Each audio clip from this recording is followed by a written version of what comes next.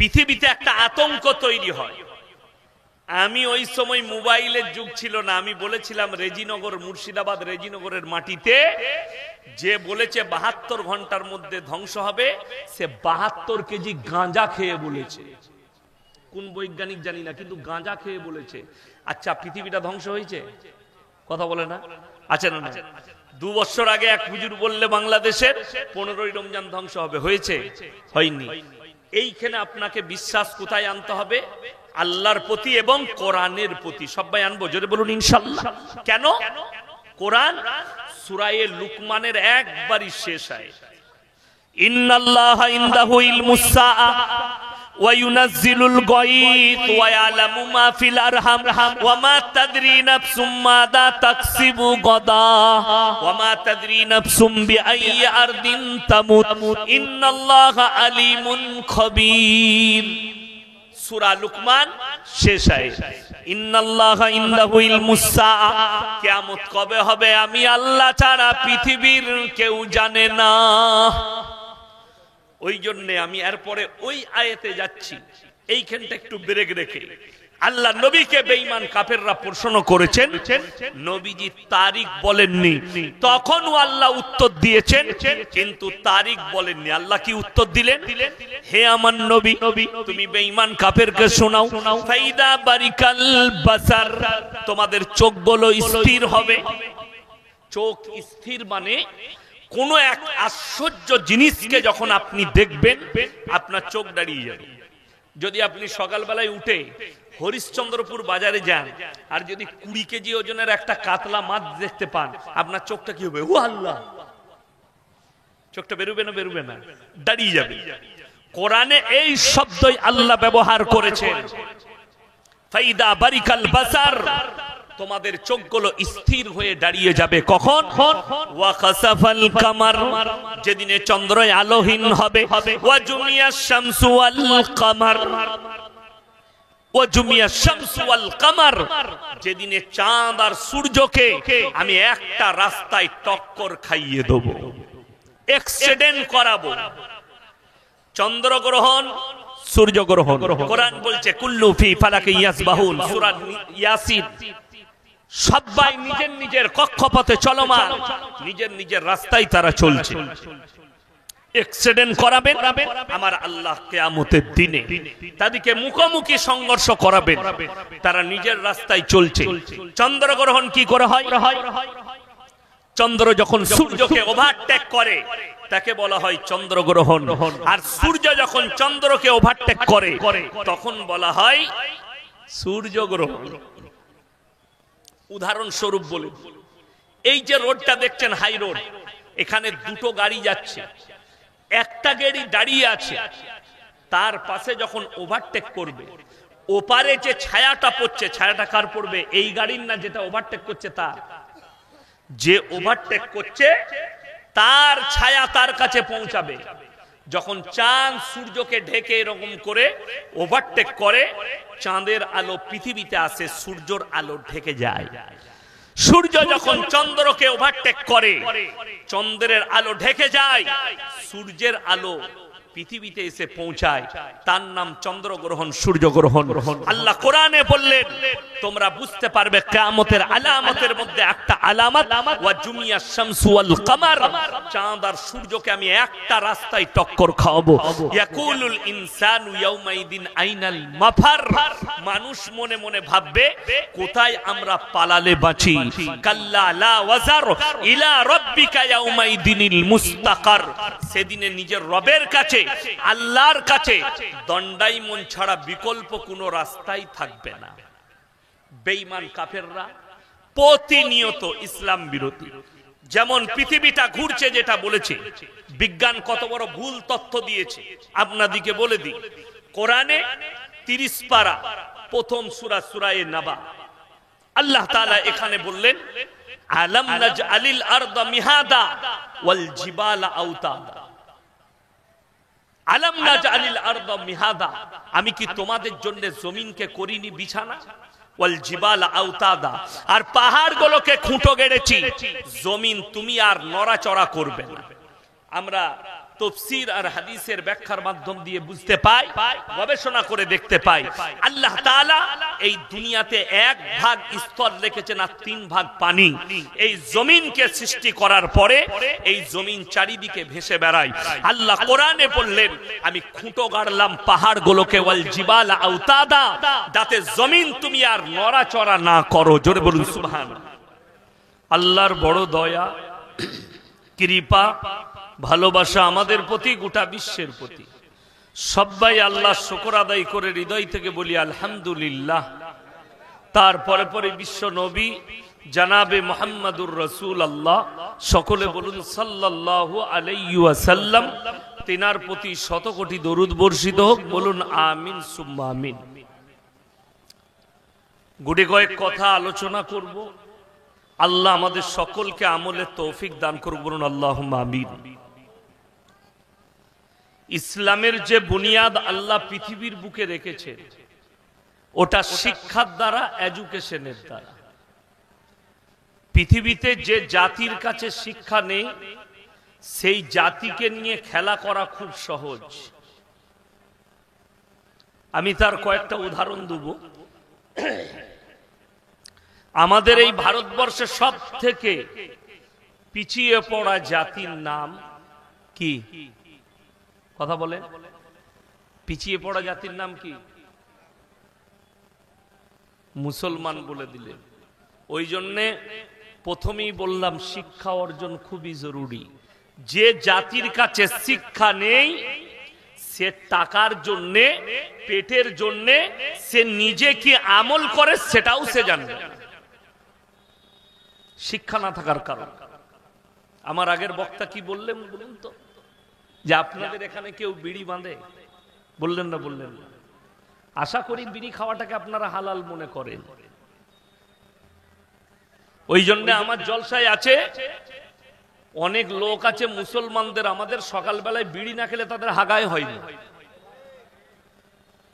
বললি আমি খারাপ বক্তা, কি বুঝলেন? গাল খায়, অসুবিধা নেই। আর এই সভাপতি সাহেব ইনি আমার বন্ধু মানুষ, কাছের লোক। ওই জন্য আজকে আমার একটু সাহসটা বেশিই থাকবে বলার। বলো, একটা বড় জিনিস, খুব গুরুত্বপূর্ণ জিনিস মাথায় রাখবেন। এই শিক্ষা না থাকার কারণে পেটের দায়ে হারামটাকু হালাল করে নিচ্ছে মানুষ। কথাটা বুঝতে পেরেছেন না পারেননি? শিক্ষা নাই। যদি এডুকেশন থাকতো, দ্বীনি শিক্ষা থাকতো, আশা করি এখানে যতগুলো মুসলমান বসেছেন সকলে একটা কথা জানে যে প্রত্যেকটা মুসলমান নরনারীর জন্য দ্বীনি শিক্ষা অর্জন করা কি ফরজ। আশা করি এই পুরো হরিশ্চন্দ্রপুর থানায় যদি সমীক্ষা করে, এই আলেমদিকে বলি, মৌলবীদিকে আপনারা সমীক্ষা করুন, কত পার্সেন্ট মুসলমানের কাছে দ্বীনি শিক্ষা আছে। আশা করি 85% মুসলমানের কাছে দ্বীনি শিক্ষা নাই। ঠিক বললাম না ভুল বললাম? হ্যাঁ। তার কারণ কি বলে দিই। এই দ্বীনি শিক্ষা না থাকার কারণে আল্লামা ইকবালের লেখা একটা মারাত্মক কথা, ইস ঘর কো আগ লাগি ঘর কি চিরাগ। মুসলমান, তোমরা নিজেদের বাড়িতে নিজের আগুন ধরিয়েছো। এটা হচ্ছে তিনার কথার মতলব। মানে তোমরা নিজেদের ঘরে নিজের আগুন ধরিয়েছো। নাম্বার 1, এই দ্বীনি শিক্ষা না থাকার কারণে প্রত্যেকটা মুসলমান হারামটাকে হালাল করে নিয়েছে। এই কোরআন, আপনারা বলুন, বাংলা মানে কোরআন বেরিয়েছে না বেরোয়নি? বেরিয়েছে। হাত তুলে বলুন তো কটা বাড়িতে আছে? আশা করি 70% মুসলিম বাড়িতে বাংলা মানে কোরআন নেই। 70%। হাদিস, কোরআন, বড় বড় মৌলবীদের লেখা বই, আলেমের লেখা বই আপনার পরিবারে নেই। আপনার আকীদা ঠিক হবে কি করে? আপনি নিজেকে মুসলমান বলে দাবি করে বসে আছেন, আপনি নিজেকে ইমানদার বলে দাবি করে বসে আছেন। আফসোস লাগে, মুসলমান বলে নিজেকে দাবি করা মুসলমান, সে ডাইরেক্ট সুদ খাচ্ছে, সুদের ব্যবসা করছে। ঠিক বললাম না ভুল বললাম? আমি বলে দিই, কোরআনে সুদ হারাম না হারাম নয়? কোরআন বলেছে ওয়াহাল্লাল্লাহুল বাইয়া ওয়া হাররামার রিবা, তোমাদের জন্য সুদকে হারাম করা হয়েছে আর ব্যবসাকে হালাল করা হয়েছে। এরপর কোন ব্যক্তি এইটা সুদ হারাম জানার পরেও যদি সুদ খায়, সে ডাইরেক্ট আল্লাহর সঙ্গে দুশ্মনী এবং কোরআন বিরোধী কাজ করছে। সে মুমিন থাকলো কি করে? অথচ আমাদের দেশে অবাক লাগে, কিয়ামত কতটা কাছে বুঝেলেন বুঝতে পারবেন আলামত দেখে। মদ খেয়ে মসজিদে প্রবেশ করতে পাই না, গাঁজা খেয়ে মসজিদে প্রবেশ করতে পাই না, যেহেতু সে ভেতরে মাতলামি করবে, কিন্তু সুদ খেয়ে ফাঁস কাতারে জায়গা পায়। সুদ খায়, ফাঁস কাতারে জায়গা, পয়সা আছে, বড় লোক হয়ে গেছে, তাকে কেউ কথা বলতে পারবে না। আমি কালকেই শোনাচ্ছিলাম জলসায়, বাজারে হরিশ্চন্দ্রপুর বাজারে একটা ছেলে মাত্র 10 টাকা চুরি করেছে। গরিবের ছেলে, ভিক্ষা করে খায়, পেটে খাবার নেই, সে অভাবে চালায়। একটা বিস্কুটের প্যাকেট চুরি করেছে, না হলে কারু পকেট থেকে 10 টাকা পকেট মার করেছে। তাকে পোলে বেঁধে না হলে গাছে বেঁধে মারে। ঠিক বললাম না ভুল বললাম? অথচ যারা কমের হাজার হাজার লাখ লাখ টাকা চুরি করেছে, তাদেরকে আমরা স্টেজে নিয়ে এসে গলার মালা পড়াই, বলি এটা হচ্ছে সমাজসেবী। অনেকজনের গায়ে লাগবে। समझदारों के लिए इशारा काफी है। আমি কেউ কি ঠেস পৌঁছাবার জন্য বলিনি। দুঃখটা হচ্ছে মুসলমানের কাছে হারাম হালালের পার্থক্য নাই, টাকা গরিব আর বড় লোকের পার্থক্য এসেছে। বড় লোক আর গরিব, বড় লোকটা কোটিপতি হয়েছে হারাম ব্যবসা করে। যে জিনিসটা হারাম তার ব্যবসা করা হালাল তো? কথা বলে না? যে জিনিসটা শ্রবণ করা হারাম, খাওয়া হারাম, তার ব্যবসা করা কি হারাম? তার ব্যবসা যদি হারাম হয়, আপনাকে গুনে গুনে দেখিয়ে দেব। আপনি ফতোয়া দিচ্ছেন বিড়ি খাওয়া হারাম, সিগারেট খাওয়া হারাম, তার ব্যবসাটা কি করে হালাল হতে পারে? আমি কিচ্ছু বলবো না, নিজের বিবেককে জিজ্ঞেস করুন।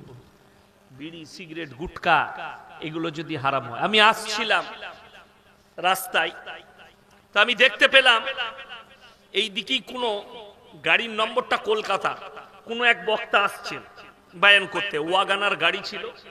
আমি যদিও চিনি না, দাঁড়াইও নি। সে 3 তলা না 4 তলা টুপি পরে আছে। রাস্তায় দাঁড়িয়ে দেখছি সে গুল করছে, গুল মাইছে। ওইখানে জলসায় গিয়ে করতে পাবে না, লোকে দেখতে পাবে, ও রাস্তায় মেজে নিচ্ছে।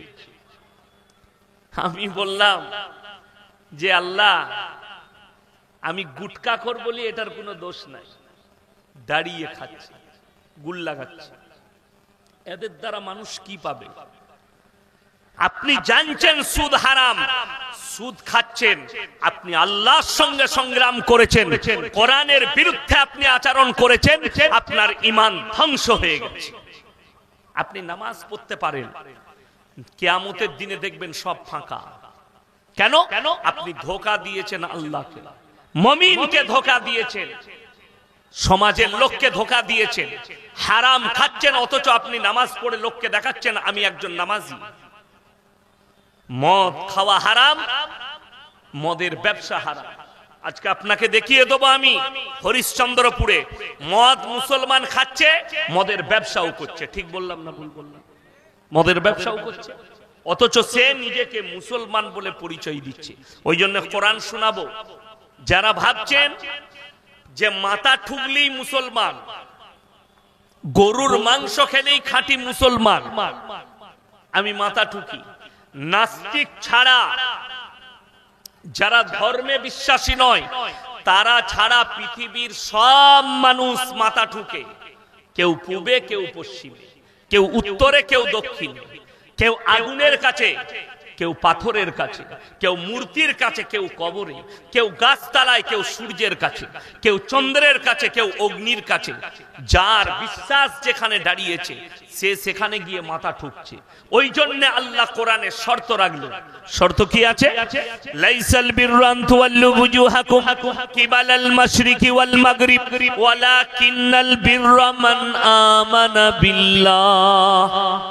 হে আমার বিশ্বনবী পৃথিবীর মানুষকে বলো, পূব কিংবা পশ্চিম দিকে মাথা ঠুকার নাম ঈমান নয়। নাম্বার 1 মান আমানা বিল্লাহ, আল্লাহকে প্রকৃত বিশ্বাস। সবাই আনবো, জোরে বলুন ইনশাআল্লাহ। আল্লাহর উপরে প্রকৃত বিশ্বাস আনা। ওয়াল ইয়াউমিল আখির, আমার পরকালের প্রতি, পরকালের প্রতি, মৃত্যুর পরে আর একটা জিন্দেগি আসছে, সেই জিন্দেগিটার নাম হচ্ছে আবাদান আবাদা, সেটা হচ্ছে কিয়ামতের দিন। জান্নাত আর জাহান্নাম, ওই জায়গাটাই হচ্ছে আবাদান আবাদার জায়গা। আর এই দুনিয়া সম্পর্কে কোরআনে অপর জায়গায় আল্লাহ বলেছেন, ওয়ামাল হায়াতুদ দুনিয়া ইল্লা মাতাউল গুরুর, এই দুনিয়া তোমাদের জন্য সম্পূর্ণ ধোঁকা। আপনি আমি ধোঁকায় আছি, ধোঁকায় পড়ে আছি, এই দুনিয়া তোমাদের জন্য ধোঁকা। ওয়াল ইয়াউমিল আখির ওয়াল মালাইকাতি, আমার ফেরেশতাদের প্রতি, ওয়াল কিতাবি, আমার আসমানি কিতাবের প্রতি, ওয়ান নবিয়্যিন, আর যতগুলো নবী পয়গম্বর পাঠিয়েছি এদের উপরে বিশ্বাস। এইটার নাম ঈমান। মাথা ঠুকলে গরুর মাংস খেলে মুমিন হওয়া যায় না। তাহলে আমাদের দেশে অনেকজন মুমিন হতো। ফিল্মের একজন আর্টিস্ট ছিল, মারা গেছে, তার নাম ঋষি কাপুর। সে মিডিয়ার সামনে বলেছিল, অনেক অমুসলিম ভাইরা গালি দিয়েছিল, সে ডাইরেক্ট মিডিয়ার সামনে, মুসলমান, দুঃখের সঙ্গে বলছি, সবাই হাত তুলে বলুন, আজ থেকে আমরা দ্বীনি শিক্ষা অর্জন করব, জোরে বলুন ইনশাআল্লাহ। আপনারা দেখতে পেলেন একটা ছোট্ট বাচ্চা কত সুন্দর আপনাদের কাছে আরবিতে বক্তব্য পরিবেশন করলেন। আপনি অবাক হবেন যে পৃথিবীতে বেঈমান কাফেররা আপনার বিরুদ্ধে যে চক্র রয়েছে তারা কামিয়াবি লাভ করেছে। আপনার ছেলে স্কুলে যায়, সমস্ত কিছু মিথ্যা গল্প তাকে লিখতে হয়। ইসলাম সত্যের উপরে টিকে আছে, আপনার সন্তানকে মিথ্যা লিখতে হবে। কোরআন বলছে কুল্লু ফি ফালাকিন ইয়াসবাহুন, সূরা ইয়াসিন। নবমণ্ডলে যা আছে তারা যেন নিজের নিজের কক্ষপথে রাস্তায় চলমান, তারা চলছে নিজের নিজের রাস্তায়। আর বিজ্ঞান লিখেছে পৃথিবীটা ঘুরছে, বাকি সব নিজের জায়গায় দাঁড়িয়ে আছে। চন্দ্র, সূর্য, গ্রহ, তারা, নক্ষত্র, মঙ্গল, প্লুটো, বুধ, এরা নিজের জায়গায় দাঁড়িয়ে আছে, বাকি সব ঘুরছে। পৃথিবীটা ঘুরছে, এরা নিজের জায়গায় দাঁড়িয়ে আছে। এইটা কোরআন বিরোধী কথা, কোরআনের বিপক্ষের কথা।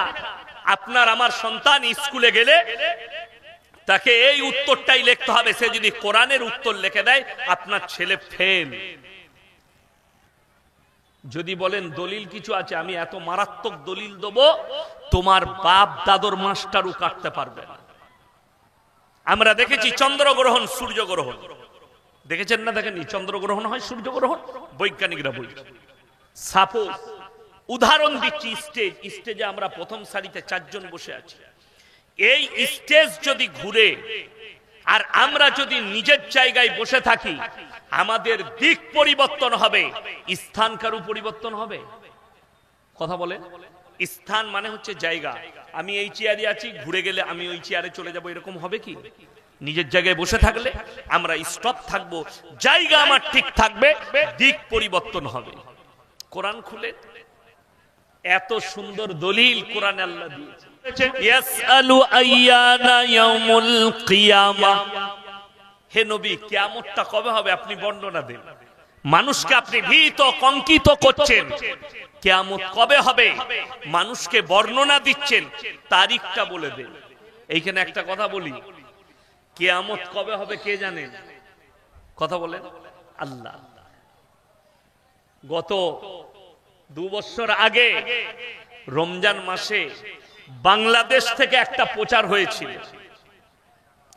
15ই রমজান শুক্রবার হুজুর বয়ান করছে বাংলাদেশে, 15ই রমজান শুক্রবার, আর আল্লাহর নবীর হাদিসের সঙ্গে মিলে গেছে। আর এই দিনই দুনিয়াটা ধ্বংস হবে বাবাজিরা। গোটা ভারত থেকে বাংলাদেশ তোলপাড়। আমাকে রমজান মাসে 10ই রমজান আমি মাদ্রাসার কালেকশন করছি, কলকাতায় একজন ফোন করে বলছে হুজুর 15ই রমজান কি হবে? এমন তুই আগে মরবি। আল্লাহু আকবার। বলে হুজুর, বাংলাদেশের এক হুজুর বলেছে 15ই রমজান দুনিয়াটা ধ্বংস হবে। 2012 সাল যারা পেপার ঘাটেন, যারা মোবাইলের বেতার দেখেন, খবর দেখেন, আমার রেজিনগরে জলসা ছিল। লন্ডনের একজন পপ বৈজ্ঞানিক, তিনি আউট করেছিলেন পৃথিবীতে 72 ঘন্টার মধ্যে পৃথিবীটা ধ্বংস হয়ে যাবে। শুনেছিলেন না শুনেননি? যারা জানে তারা জানে।